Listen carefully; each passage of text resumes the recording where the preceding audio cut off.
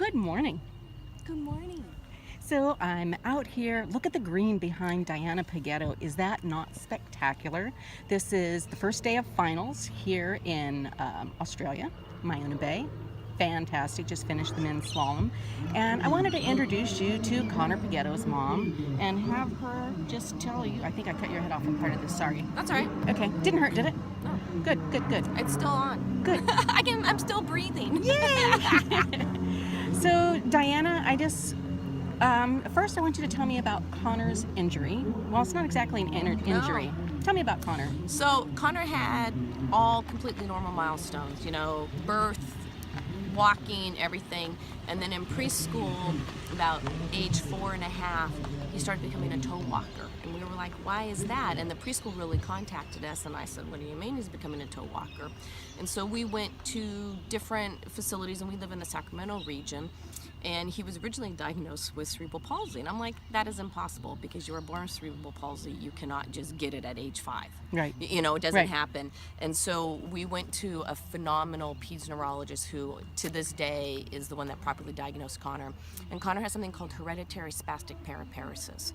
When he was diagnosed, he was one of 16 kids in the world diagnosed with this disease. Wow. And we were like, what does this mean to us? I was wondering that. That's a big name. Yeah, I mean, what is HSP? What does it mean? And I have a younger child, and Gavin, so we were testing him also because if it's hereditary, where does it come from? And there are only so many tests that actually can test. So what's interesting is if you have Down syndrome, it's on the 22nd chromosome. HSP is on 16 different chromosomes. And there's only so many tests to even know which chromosome it's on. And luckily, the chromosome that it represents in Connor, there's actually a test through the University of Michigan. There's an entire research lab. And so the benefit to us is if whatever you find out about Parkinson's, about Lou Gehrig's disease, all those have similarities with HSP. So primarily, HSP is a progressive neurological disease. His brain does not realize he has muscles from his hips down.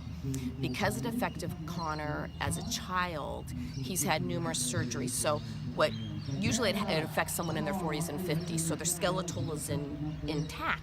For Connor, his hips were 70% inverted. He's had his feet rebuilt. I mean, Connor has gone through 7 different surgeries in his life. And we go back to the most phenomenal hospital in Minnesota called Gillette Children's Hospital.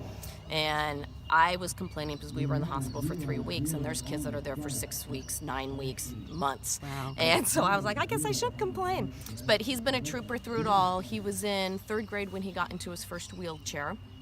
And that was, how do you introduce a wheelchair to kids in elementary school?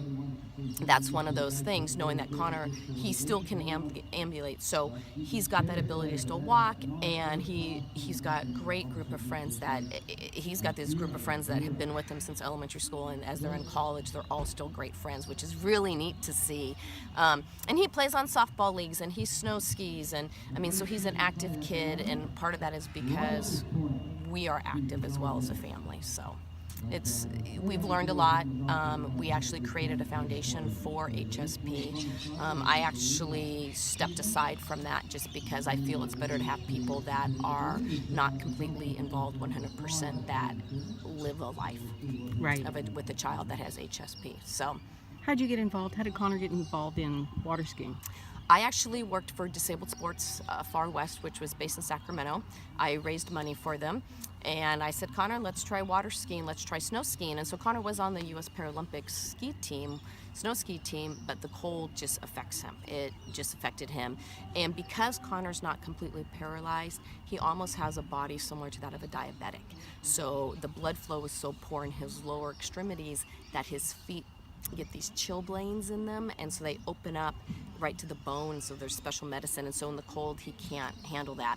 He got involved in water skiing, went to a regionals in Sacramento at Shortline Lake, and got hooked. I think that's really it. He got hooked, loved it. Matt Oberholtz became one of his coaches, as well as Brian Detrick, who's ranked number 6 in the world, the able-bodied, and we've been spoiled to be able to ski at Shortline. Awesome. So what do you want to tell people out there? The purpose of this interview is to talk to the moms of athletes that are on the team, that moms that are here, children that, well, they're adults, they're almost all adults, but just to talk to the world a little bit. What do you want to say about if they have a child with a disability? You know, having a child with a disability, sports, even any child, sports and even adults, sports is a really important part of learning how to function as a team, having an outlet to go somewhere. And to me, sport brings people life again. And I saw it when I worked at disabled sports, and you had someone that just had a stroke and they were able to ski for the first time, and they come down the hill and the parents are crying at the bottom because you don't think life goes on. Life does go on. Yes, Connor's in a wheelchair, but that doesn't stop you from living. And I think for everybody in the entire world, just because someone has a disability doesn't mean they're any different than you and I, just because we're able-bodied. And I don't want people to feel sorry for someone that has a disability, because that's not the right thing either. That let your children explore, let the adults explore what's out there. There's a whole world of possibilities out there, whether it's water skiing, whether it's sled hockey, whether it's cycling or climbing. I mean, look at Mark Wellman, a phenomenal climber who's a paraplegic. So there's so many opportunities.